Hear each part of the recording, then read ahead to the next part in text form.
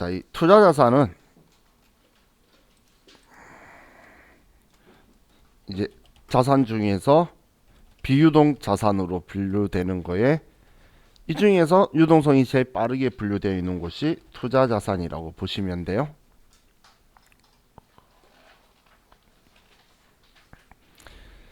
자, 그럼 이 투자 자산이라는 이 분류는 영업 활동 외 목적으로 보유하고 있는 우리 자산이에요. 영업 활동 목적 외에 다른 걸로 우리 회사가 제조업인데 뭔가를 투자하려고 주식을 산다든지 아니면 우리가 투자 목적으로 부동산을 취득한다든지 이런 것들 있죠. 그런 것들을 우리는 투자 자산으로 분류를 해요. 그런데 이 투자 자산은 비유동 자산이죠.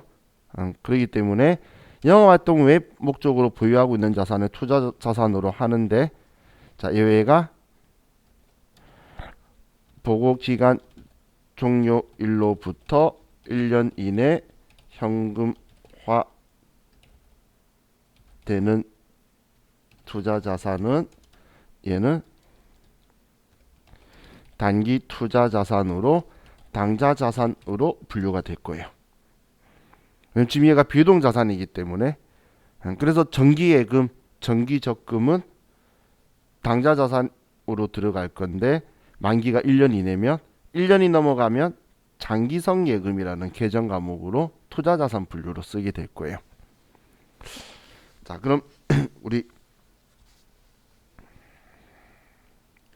교재에서 정의하고 있을 때도 보시면 우리 투자 자산의 조건에서 기업이 장기간 투자 활동에 이용할 목적이 장기간이라는 표현을 첫 번째도 그렇고 두 번째도 쓰고 있죠. 그 이유가 보고기간 종료일로부터 이내면 단기 유동으로 가야 되기 때문에 장기간이라는 표현을 쓰고 있는 거예요. 그리고 우리 자산을 표현할 때는 항상 미래의 경제적 효익에 대한 표현이 적혀 있어요. 효익의 유입 효과를 높여야 된다든지 이런 표현이 적혀 있는 이유가 자산이라는 개념 자체가 우리 SC라는 자산 개념 자체가 자금의 운용이라 그랬잖아요. 기업에. 그렇기 때문에 자금을 운용하는 건 미래의 경제적 효익을 유입시키려고 하는 거죠. 그냥 쉬운 말로 하면 돈 벌려고 하는 거잖아요. 그렇기 때문에 우리 이런 표현은 항상 자산한 데는 붙어 있는 거예요.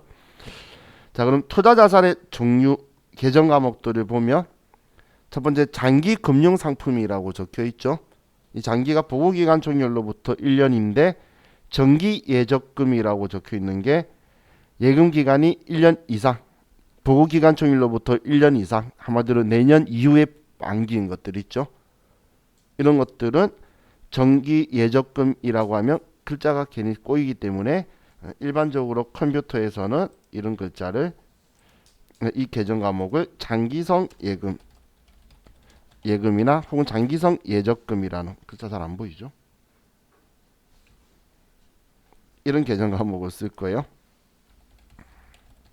예금. 이건 만기가 보유기한 종료로부터 1년 이후일 때 장기성 예금 혹은 장기성 예적금이라는 우리 계정 과목을 좀 쓸 거예요. 자, 다음 또 보면 특정연금과 예금이라는 계정 과목이 있죠. 자, 우리 이거 본 적이 있는데 언제 봤는지 기억나시나요?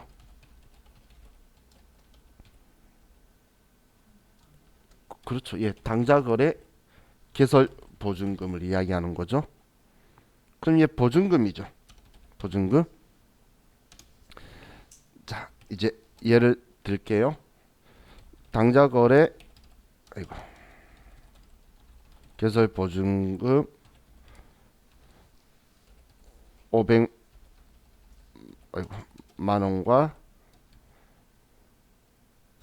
당좌 예금 예치액 100만 원을 보통 예금에서 이체하다. 자, 이렇게 분계를 썼어요.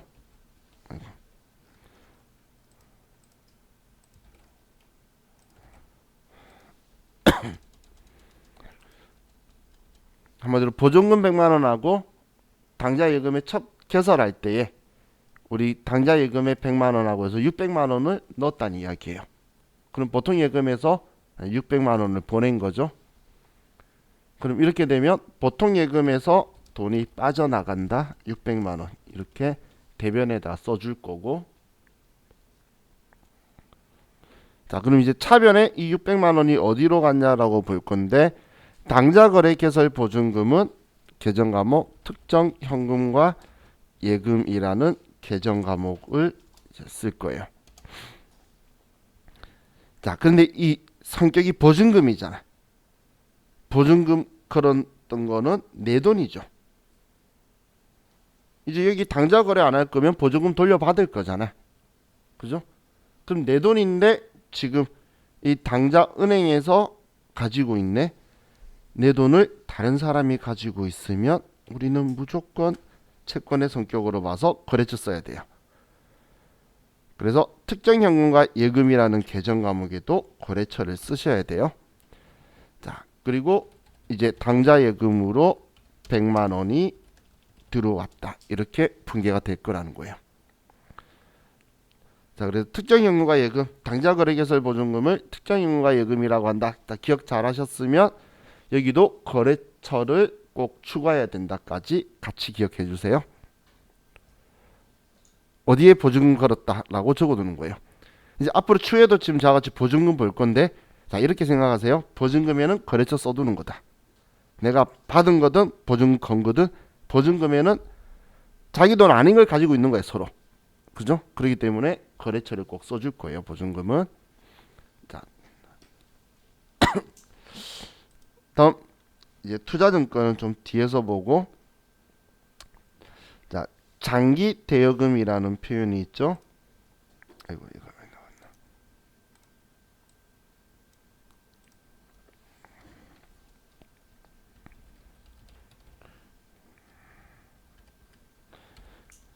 자 장기 대여금은 우리가 만기가 보고기간 종료일로부터 1년 이후 일어나는 대여금이에요. 1년 이내면 단기 대여금인 거고 1년 이후면 장기 대여금인 건데, 우리 회사가 제조업이라고 계속 제가 이야기하죠. 근데 돈 빌려주는 이유는 뭐죠? 이자 받으려고 빌려주는 거잖아. 그럼 우리는 이걸 투자 자산으로 분류가 되는 거예요. 그래서 얘는 투자 자산인 거예요. 근데 우리 당좌 자산 할 때에 단기 대여금 왜 받냐면 그 당좌 자산에 단기 투자 자산도 포함이 돼 있잖아. 그래서 당좌 자산에서 본 거고, 얘는 투자 이제 장기 대여금은 투자 자산으로 분류된다고 보시면 돼요. 자, 그럼 이제 또 우리 계정 과목 중에서, 자 제가 빠뜨릴 뻔했네요. 자, 투자 부동산이라는 계정 과목이 있어요. 자, 우리가 자 내구성 있는 자산 중에서, 내구성 있는 자산이라는 표현은 뭐냐면 1년 이상에 걸쳐서 사용하는 자산 중에서, 이런 자산 중에서 영업 활동에 사용을 하지 않으면 투자 자산인 거고, 영업 활동에 사용을 한다면, 우리 사업하는 데 쓸 거면 이때는 그냥 형체가 있다면 유형 자산이고 형체가 없으면 무형 자산이 되는 거예요. 영업 활동에 쓴다 안 쓴다에 따라서 이제 얘들이 차이가 나게 될 건데, 자 그럼 우리가 그 땅이나 건물을 부동산이라고 표현을 잘 하죠. 그죠? 자 그럼 얘를 가지고 좀 보면,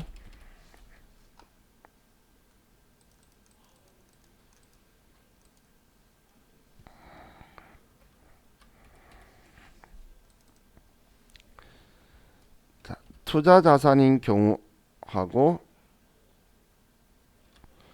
유형 자산인 경우하고 봤을 때, 자, 우리가 땅이라고 하는 걸 우리 영업활동에 쓴다면 계정 과목으로 토지라는 계정 과목을 써요. 영업활동에 쓰는 경우에만. 공장 건물 짓거나 본사 사옥 짓거나 이런 식으로 할 때는 토지라는 계정 과목을 쓸 건데, 그런데 그 목적이 아니고 그냥 투자 목적인지 뭔지 이유를 모르겠대요. 그럼 제조업이 땅 살 이유가 없잖아. 그때 쓰는 계정 과목은 투자 부동산이라는 계정 과목을 쓰게 돼요. 또 우리 건물이 있죠. 건물을 영업 활동에 사용한다면 우리 공장 건물 뭐 이런 것들 우리 회사 거면, 본사 건물 우리 회사 거면 장부에 건물이라는 계정 과목으로 있는 거예요. 근데 쓸데없이 뭐냐 월세로 임대받고 하려고 임차료 받고 하려고 우리가 건물 산 거라면 이때는 그냥 구분 없이 투자 부동산이라는 계정 과목을 쓸 거예요. 그럼 우리가 영업활동에 써야지만 토지다 건물이라는 용어를 쓰는 거고, 영업활동에 사용하지 않으면 그냥 우리는 둘 다 구분 없이 투자 부동산이라는 계정 과목을 쓰게 될 거예요.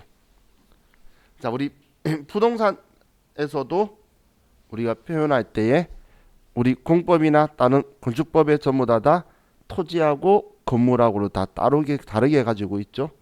그죠? 그런데 우리 세법에서도 토지하고 건물은 다르게 가지고 있어요. 그건 과세와 면세라서 다르게 있고, 그럼 회계에서도 토지와 건물을 따로 쓰는 이유는 토지는 안 닳고 영원히 가는데 건물은 닳아서 없어지기 때문에 얘를 가치의 하락을 인식해야 되기 때문에 두 개를 분리해서 보고 있는 거예요. 그런데 우리 일상생활에서는 땅값 따로 건물값 따로 안 하죠. 그렇기 때문에 그런 것들을 이제 비율을 나누는 일이 발생하는데, 근데 우리 회계에서 그 비율을 나누는 일이 발생하는 건 영업활동에 쓸 목적일 때만 하는 거지, 영업활동에 사용할 목적이 아니면 그냥 투자부동산이라고 쓸 거예요. 투자부동산. 자, 그럼 자, 여기서 예를 가지고 좀 보면, 자, 투자 목적으로 우리가 토지 1억, 건물 5천만 원. 그럼 건물을 우리가 토지나 건물을 사게 되면 우린 지방세인 취득세를 내게 되죠. 그럼 취득세가 뭐 예를 들어서 500만 원이 나왔다고 볼게요. 자, 그럼 이때 자 우리가 분개를 해보면, 자 그냥 분리시켜서 보면, 자 토지는 차변에 투자 목적이니까 투자 부동산 1억이다. 대변에 뭐 현금 주고 샀으면 현금이다. 이렇게 쓸 거예요. 자, 건물 회계 처리를 하면 건물도 투자 부동산이다. 5천만 원, 현금으로 5천만 원이다. 이렇게 장부에 써둘 거예요. 그럼 얘 취득세 500만 원 납부한 거는, 자, 얘 500만 원 납부했는데, 자, 얘는 계정 과목을 뭐라고 해야 될까요? 자, 이때 생각을 하는 거예요. 여러분은 취득세 세금인데라고 생각하면 안 돼요. 회계적 사고방식은 뭐냐면 이 세금을 왜 냈는지를 보는 거예요. 지금 이 투자 부동산을 안 샀으면 이 세금을 낼 이유가 있나요? 없죠. 그렇다는 건 이걸 샀기 때문에 든 거니까 이 취득세는 투자 부동산 취득 시 부대 비용인 거예요. 자, 이제 자산은 취득 시 부대 비용을 무조건 원가에 포함시킬 거예요. 예외가 하나밖에 없어요. 예외가 뭐냐면 단기 매매 증권, 얘만 그런 거예요. 얘를 제외하고는 전부 다 취득원가에 포함하는 건데, 취득원가에 포함한다라는 이 말은 취득한 자산의 계정 과목으로 처리한다는 이야기죠. 그럼 얘 투자부동산으로 처리하는 애의 세금이잖아. 그렇기 때문에 얘도 투자부동산이라고 처리를 해두는 거예요. 왜 투자부동산이라고 처리하는지 이해가시죠? 취득세는 뭐 사냐에 따라 다른 거예요. 우리나라엔 취득세 납부하는 자산들 많죠. 그중에 뭐 자동차라든지 선박이라든지 뭐 이런 것도 다 취득세를 납부를 해요. 그럼 걔네들 살 때 각각 산 거에 취득원가에 포함하는 거예요. 그래서 자 얘도 그럼 투자부동산이죠. 왜 이렇게 쓰냐면 지금 사왔을 때에 얘를 1억 5,500이라고 써두는 거예요. 장부에 다 합쳐져 있을 거잖아요. 장부에 한 번에 다 내면 1억 5,500이라고 썼겠죠. 근데 따로따로 써도 얘는 자산이니까 처음에 1억이 있다가 5천만 원 더 쓰면 1억 5천 됐다가 500만 원 쓰면 장부 1억 5,500 되겠죠. 그랬다 얘를 2억에 팔면 4,500 이익 봤다고 나올 거고 1억에 팔면 5,500 손해다라고 나와야 된다는 거예요. 그럼 팔렸을 때 대응 원가가 되는 거죠. 팔렸을 때 팔리기 전까지 얘 사올 때 얼마 들어갔는지를 다 적어두는 거예요. 그럼 이제 얘가 장부에 그럼 1억 5,500이라고 적혀 있는 거 알겠죠? 그럼 이런 상황에서 자 우리가 위 투자 부동산을 자 우리는 오늘은 좋은 일만 1억 8천만 원에 처분했어요. 아이고.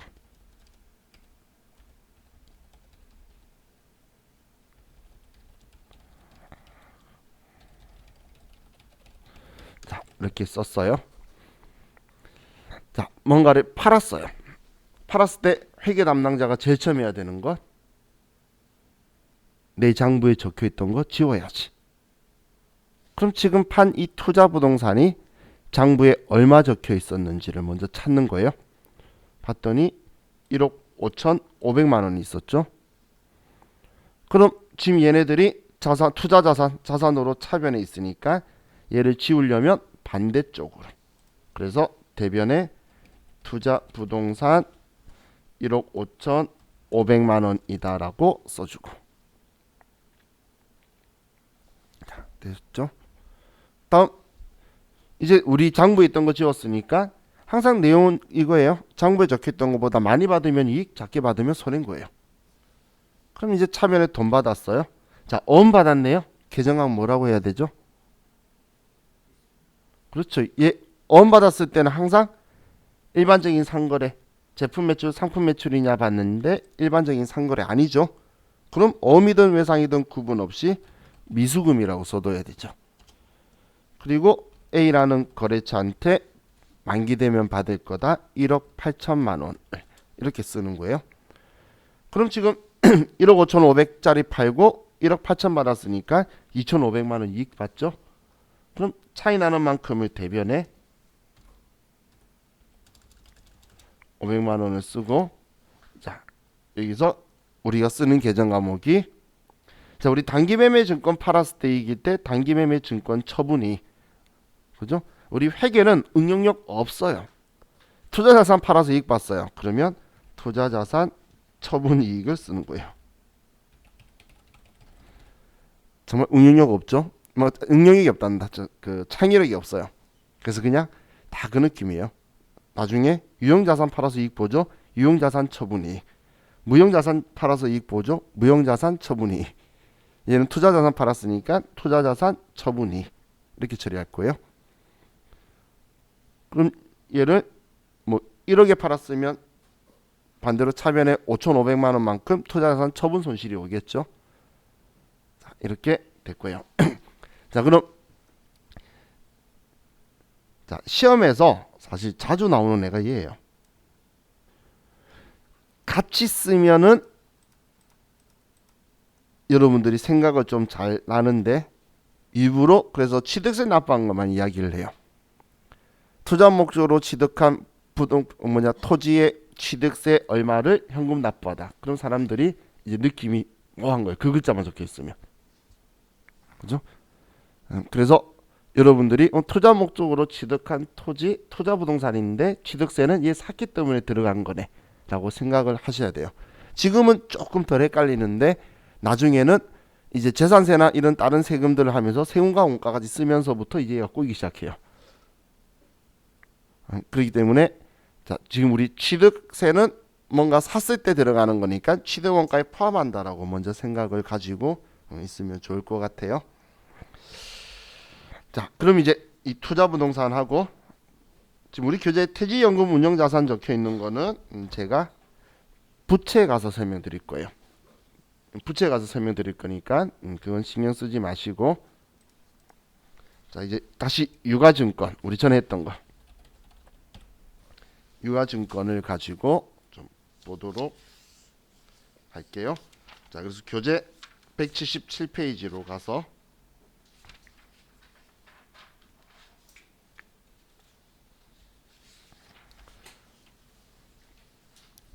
자, 우리가 전에 자, 이 유가증권에 대해서 단기매매 증권을 보려고 간략적으로 한번 본 적은 있었어요. 그렇죠?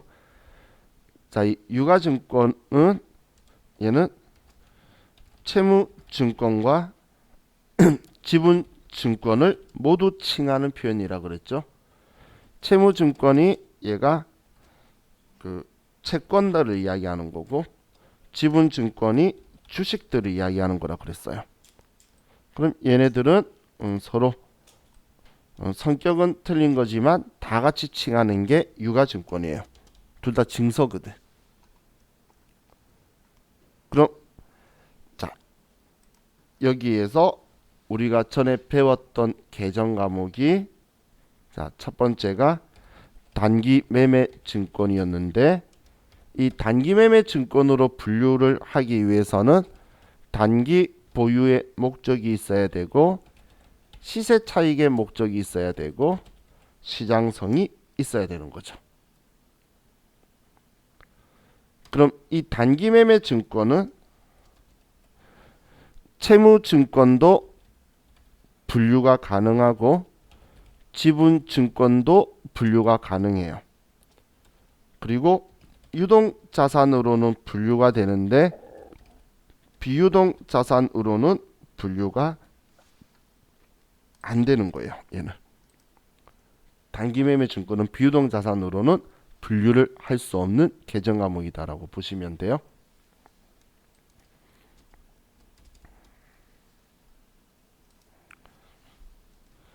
자, 다음 만기 보유 증권은 자, 이 만기 보유 증권은 만기 보유까지 보유할 의도가 적극적이고 능력을 보유하고 있어야 돼요.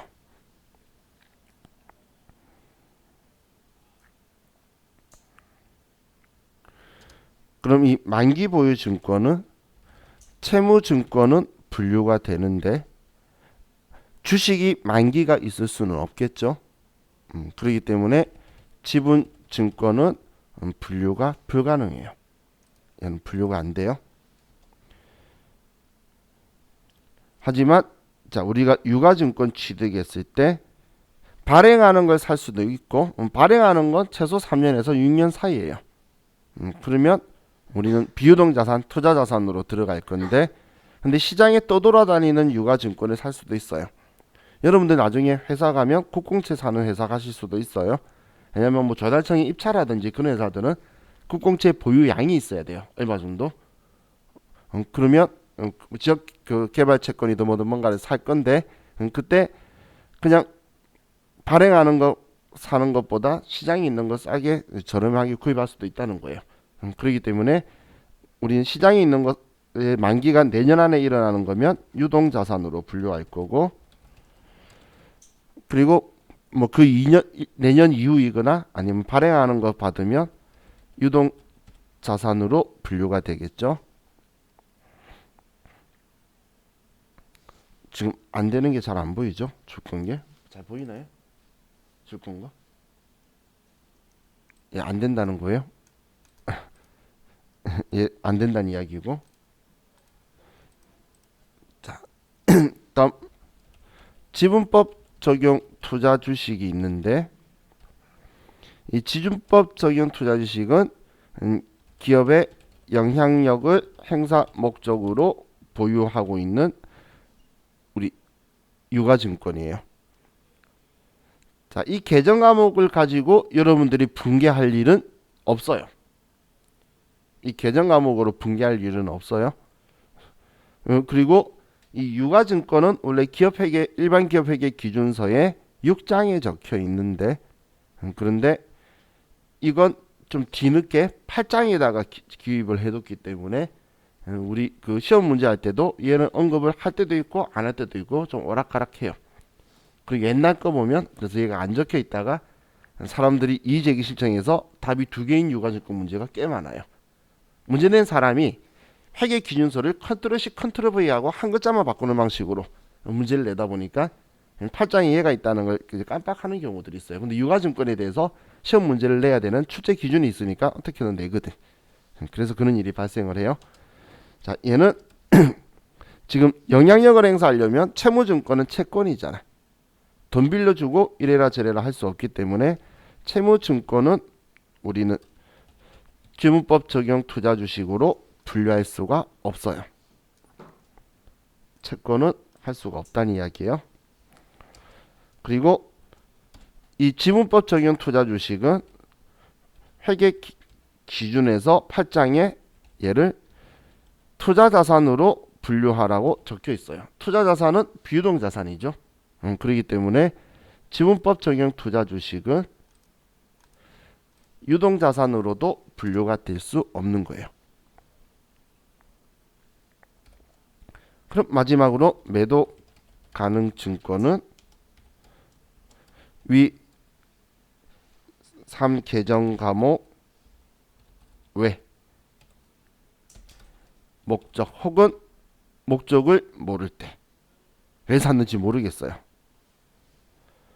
그때 사용하는 제일 많이 쓰는 계정 과목인데 그래서 얘는 그냥 채무증권도 되고 지분증권도 되고 유동자산도 분류할 수 있고 비유동자산도 매도 가능 증권으로 전부 다 분류를 할 수 있다는 거예요.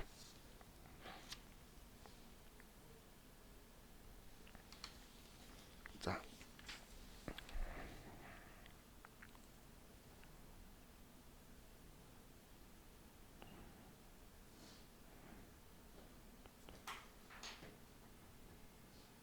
그럼 지금 이 계정 과목을 자, 여러분들 178페이지로 가서 178페이지 다음 페이지 가시면 자, 우리가 취득했을 때의 차변에 이제 이 성격 중에 하나를 선택해서 계정 과목으로 차변의 자산으로 장부에 써두는 거예요. 우리가 어떤 목적이냐 아니면 이 유가증권의 상태가 어떠냐. 그냥 장기 투자 목적이래. 채권인지 주식인지도 말 안 해. 그럼 그냥 매도 가능 증권인 거예요. 채권이래. 제일 많이 실수하는 거. 사채를 샀대. 채권 샀대. 만기 보유 증권으로 가면 안 돼요. 채권 샀다 하더라도 만기까지 보유할 의사가 지문에 적혀 있어야 돼요. 안 적혀 있으면 매도 가능 증권인 거예요. 얘는 이 경우에만 쓰는 거예요. 이 경우에만. 채권이라고 얘를 쓰는 게 아니고 채권 중에 주식은 안 되는 거니까 만기까지 보유할 의사가 표현이 돼 있어야 우리는 만기 보유증권 분류하는 건데 그런 표현이 없으면 모르는 거잖아요. 그러면 매도 가능 증권인 거예요. 취득했을 때. 자, 그럼 얘네들을 보유하다가 기말에 평가를 하게 되겠죠. 자, 그럼 기말 평가를 할 건데 자, 유가증권의 기말 평가는 자, 첫 번째 단기 매매 증권은 공정가액법을 써요. 우리 과거에 단기 매매 증권 가지고 기말의 공정가액에 맞춰서 차익을 증가시키고 감소시키고 하면서 단기 매매 증권 평가의 평가 손실 이런 분기했던 거 기억나시죠? 자, 그럼 매도 가능 증권은 자, 얘는 두 분류로 나눌 수 있는데 얘는 시장성이 있다면 단기 매매 증권과 똑같이 공정가액법으로 할 거예요. 공정가액을 알 수 있으니까. 그런데 시장성이 없다면 이건 공정가액을 알 수 없기 때문에 원가법을 써요. 원가법은 그냥 취득원가 그대로 둔다는 이야기예요. 원가법은 뭐 지금 현재 시가가 얼마인지 모르는데 뭐 이거에 대해서 뭐 얼마다라고 조정할 기준이 없죠. 그죠? 그냥 참고로 자, 여러분들 중에서 그 회계 쪽에 관심이 많다. 혹은 뭐 감정평가사 뭐 이런 쪽도 관심이 많다. 아니면 그 라이센스가 있으시다. 그러시면 비상장 주식에 대한 감정이 있죠. 그거 공부하시면 미래지향적으로 많은 돈을 벌 수 있어요. 지금 이제 저는 아직 대학원하고 연결이 되어 있는데 근데 저한테 많이 물어봐요. 비상장 주식에 대해서 아는 사람 좀 소개시켜 달라고. 근데 대학원이 물어보는 게 아니고 국세청 있는 형님들이 물어봐요. 이제 학교 때문에 선배들도 많이 있는데 그 형님들하고 제일 친한 또 우리 동문이 누구냐면 감정평가 하시는 분들이에요. 왜냐하면 비상장 주식은 가치가 얼마인지 모르니까 그걸로 증여하고 막 상속하고 난리 법석으로 탈세를 하다 보니까 지금 비상장 주식의 가치를 국세청이 지금 간평으로 전부 다 정리하고 있어요. 근데 그걸 지금 다룰 인력이 당연히 부족하기 때문에 감정평가 그 하는 이제 법인들 있죠. 엄청 많이 흡수했어요. 지금 국세청에서 흡수가 아니고 지금 영역으로 좀 많이 주고 지금 하고 있는데, 근데 그걸 이제 또 대비해야 될 기업들 때문에 비상장 주식 이거에 대해서 가치 평가하고 회계 조절하는 거 공부하시면 미래적으로 돈이 될 거다라고 국세청 3급이 이야기를 해서 우리 교수님 교수가 지금 그거에 대해서 지금 과목을 만들자 대학원에 뭐 이야기하고 지금 그렇게 하고 있더라고요. 그래서 공부하시면 좋을 것 같아요. 왜냐면 비상장 주식으로 세금 탈세하는 건 아니잖아요. 그죠? 근데 일반적으로 알 수 없기 때문에 그런 거예요. 그래서 원가법은 이거는 그냥 취득 원가 그대로 그냥 그대로 간다는 이야기예요. 공정가액법은 공정가액으로 변경하는 거고, 다음 지분법 적용 투자 주식은 얘는 지분율법을 써요. 그냥 우리가 얼마에 사왔다, 뭐 공정가치가 얼마다 이런 식으로 계산하는 게 아니라 이 회사의 가치가 얼마냐라고 따져서 이 회사가 가치가 얼마로 총액이 인정되는데 우리가 지분율이 몇 퍼센트면 그 금액이 얘 가치다라고 가는 방식인 거예요. 생각보다 합리적이죠, 표현하는 거 보면. 그죠? 자, 그리고 만기 보유 증권은 얘는 상각 후 원가법이라는 걸 써요. 상각 후 원가법이라는 건 나중에 제가 한 번은 보여드릴 건데 그냥 용어만 구경해 두시면 돼요. 이걸로 평가하는 건 여러분들이 결산해서 보게는 되는데 그런데 많이 싫어해요. 제가 버벅거리는 건 많이 싫어하시더라고요.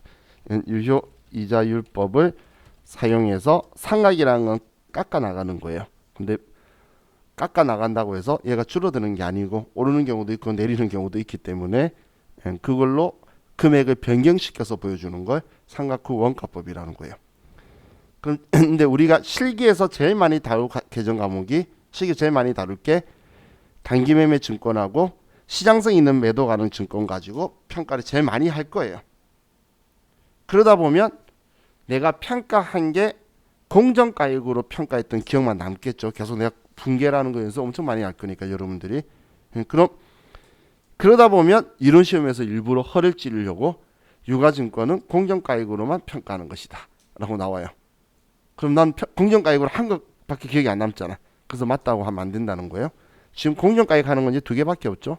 나머지는 전부 다 다른 방법을 쓰기 때문에 유가증권이 공정가액한다 이렇게 나오면 틀린 걸로 생각하시면 돼요. 자, 그럼 이 유가증권이 처음 우리가 취득했는데 처음에는 단기 보유 목적, 시세 차익 목적, 시장성이 있어서 유가증권을 샀어요. 자, 그런데 얘가 우리 회사가 가지고 이걸 산 목적이 바뀔 수도 있고, 그리고 이 유가증권의 상태가 바뀔 수도 있죠. 그렇기 때문에 이제 유가증권의 재분류를 보면 재분류라는 건 이제 개정 과목에 대한 목적이나 이 개정 과목의 컨디션이 바뀌어서 우리가 개정 과목을 변경할 거라는 거예요. 재분류를 먼저 단기 매매 증권으로 분류했던 걸 분류할 수 있는 재분류할 수 있는 걸 보면 자, 단기 보유 목적이었는데 채권을 가지고 있었는데 우리가 만기까지 보유할 목적으로 바뀐다라고 하면 만기 보유 증권으로 분류를 할 수 있어요. 또 우리 회사가 단기 매매 증권으로 가지고 있는데 자, 여러분들 외감법이라고 아시죠? 외부 감사에 관한 법률에 의해서 회계 감사를 받을 때에 우리 회사가 유가증권을 가지고 있으면 전부 다 주식 가지고 있으면 지분율을 다 따져볼 거예요. 근데 지분율을 따졌는데 지분율이 그 기업의 20% 이상 가지고 있으면 우리 회사의 의사와 상관없이 막대한 영향력을 행사할 수 있기 때문에 그걸 지분법 적용 투자주식으로 재분류해버려요. 그래서 나하고 상관없이 그냥 회계법인에서 그냥 계정감을 바꿔버릴 거라 그 이야기예요. 된다는 이야기죠. 지금 제가 어느 쪽 쓰는 건 되는 거 쓰는 거예요. 혹은 단기 매매 증권을 우리가 분류하고 있었는데 얘는 단기 보유 목적, 시세 차익 목적, 시장성이 있어서 언제든지 팔려고 샀는데 갑자기 이 회사가 상장을 폐지해 버리는 거예요. 마치 외환은행처럼. 상장 폐지해 버리면 시장성이 사라지니까 단기 매매 증권으로 분류할 수는 없겠죠. 그런데 영향력 행사할 지분 안 되고 그리고 주식이고 만기 보유 증권 안 되고 그럼 갈 때 하나밖에 없겠죠. 그러면 매도 가능 증권으로 분류하는 거예요. 그래서 단기 매매 증권은 지분법 적용 투자 주식이든 만기 보유 증권이든 매도 가능 증권이든 모든 계정 과목으로 재분류가 가능해요. 재분류가. 자, 그럼 만기 보유 증권은 자, 만기까지 보유하려고 했는데 얘가 만약에 단기까지 보유하는 걸로 지금 바로 팔자고 바뀐 거예요. 단기 매매 증권은 지금 즉시 파는 거죠. 그럼 그렇게 바뀌게 되면 그럼 단기 매매 증권으로 분류가 되느냐? 안 된다는 이야기예요. 왜 안 되냐면 자, 단기 매매 증권의 성격이 뭐죠? 지금 즉시 팔 거라는 거잖아. 그럼 지금 즉시 팔 거면 만기 보유 증권은 지금 즉시 팔 거래. 그럼 그냥 만기 보유 증권 팔면 되지. 왜 계정 과목 이름 바꾸고 파냐 그거예요. 이런 재분류할 때는 평가 작업이라는 게 있어야 되는데 쓸데없는 짓 하지 말고 그냥 걔 팔어. 왜 이름 바꾸니? 그런 이야기다라고 보시면 돼요. 또 만기 보유 증권인데 얘가 지분법 적용 투자 주식이 될 수 있을까요? 만기 보유 증권이 지분법 적용 투자 주식이 될 수 있을까요? 자, 이 생각해 보시면 돼요. 만기 보유 증권은 채권이죠. 지분법 적용 투자 주식은 뭐죠? 주식이잖아. 돈 빌려주고 영향력 행사 못할 거고 주식이 만기가 생길 일이 없겠죠. 얘들은 재분류가 안 돼요. 그럼 만기 보유 증권이 재분류가 가능한 거는 매도 가능 증권밖에 없어요. 아, 얘 만기 보유 하려 했는데 만기 보유는 안 해. 모르겠어. 그럼 그냥 매도 가능 증권밖에 재분류가 안 된다는 이야기예요. 다음 지분법 적용 투자 주식도 자 보면 지분법 적용 투자 주식을 지금 즉시 팔겠대. 그럼 지분법 적용 투자 주식을 팔면 되지. 단기 매매 증권 이름 바꿔서 팔지 말래요. 그럼 단기 매매 증권 안 되고 방금 지분법 적용 투자 주식은 주식인데 만기 생길 일이 없겠죠.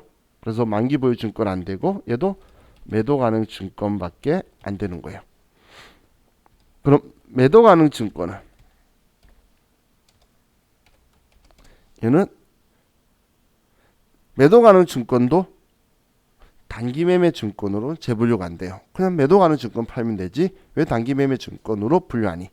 하지만 이 매도 가능 증권은 만기 보유 증권으로 분류가 되고 지분법 적용 투자 주식으로도 재분류가 돼요.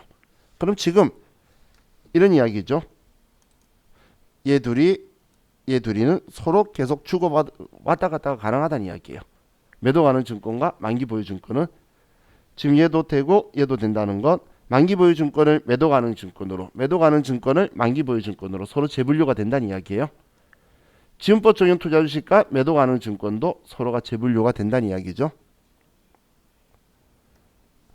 자, 그래서 이걸 조금만 간단하게 정리를 좀 바꾸면 재분류 안 되는 건 재분류 안 되는 건 만기 보유 증권, 지분법 적용 투자 주식, 매도 가능 증권, 얘네들이 단기 매매 증권으로는 안 된다는 거고, 그리고 만기 보유 증권과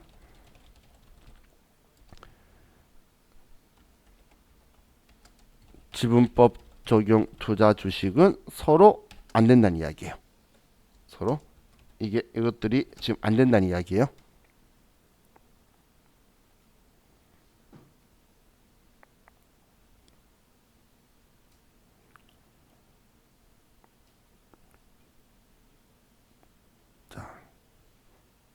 이렇게만 생각하면 또 재분류가 그렇게 어렵질 않죠.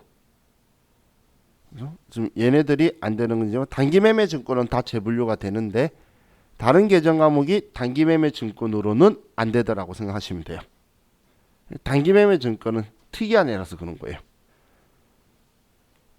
그런데 만기 보유 증권과 지분법 적용 투자 주식은 서로 성격이 다른 유가 증권이니까 채무증권, 지분증권이라서 서로 재분류가 안 된다는 거예요.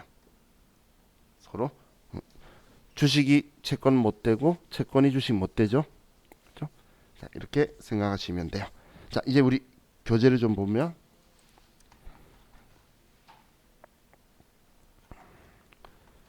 자, 그래서 우리 유가증권에서 자, 우리 178페이지에 가서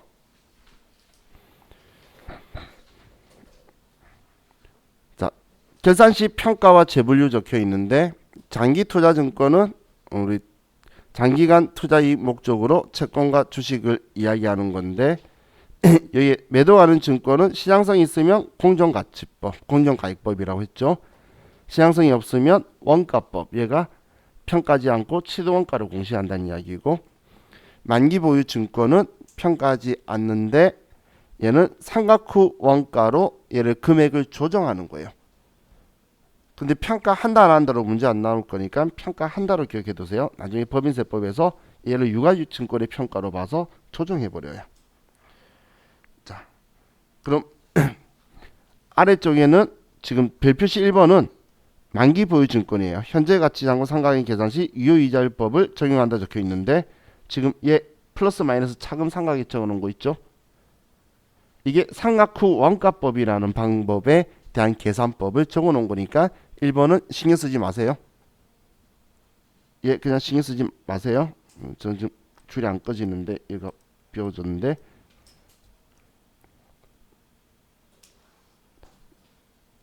자, 그리고 지금 회계 기준서에도 이런 말이 적혀 있는데 원칙적으로는 단기 매매 증권을 다른 계정 과목으로는 재분류할 수 없다라고 처음에 적혀 있어요. 첫 시작은 6장에 보면. 그런데 그래 놓고선 우리가 보유 기간의 목적이 바뀌거나 시장성 상실하거나 뭐 하거나 이러면 가능하다라고 적혀 있는 거예요. 그럼 된다는 이야기죠. 전 된다고 표현한 거고, 하지만 이제 우리 단기 매매 다른 계정 과목이 단기 매매 증권으로는 될 수가 없다고 생각하시면 돼요. 그래서 지금 여기에 뭐 매도 가는 증권, 만기 보유 증권, 매도 가는 증권, 지분법 적용 투자 주식 이것만 된다고 적혀 있고 나머지 매도 가는 증권 기준만 적혀 있는데 지금 이 사람이 왜 이렇게 적었냐면 지분법 적용 투자 주식이 6장에 안 적혀 있어서 이것만 가지고 나름 화살표만 써둔 거예요. 그래서 그걸 제가 쭉 열거 나열해서 쓴 게 지금 이 내용이다라고 보시면 돼요. 원래 판서 수업이었으면 제가 그림 그리고 화살표 하는데 지금 판서가 아니고 그림 그리고 화살표를 못해서 이렇게 그림으로 그렸어요. 자, 이제 매도하는 증권 회계 처리는 우리가 월요일날 간단하게만 보고 다음에 간단하게만 보는데 얘가 좀 이상하게 느낌이 들 거예요. 그래서 한번 안면 트고 또 미래 책 바꾸고 나서 제대로 알아야 되는 거라서 매도하는 증권은 조금 많은 사람들이 싫어요. 그래서 미래 책 바꾸고 나서 볼 거고, 자, 우리 다음 주가만 이제 여러분들이 좀 고생하시면 지금 이 힘든 시기가 쭉 넘어가요.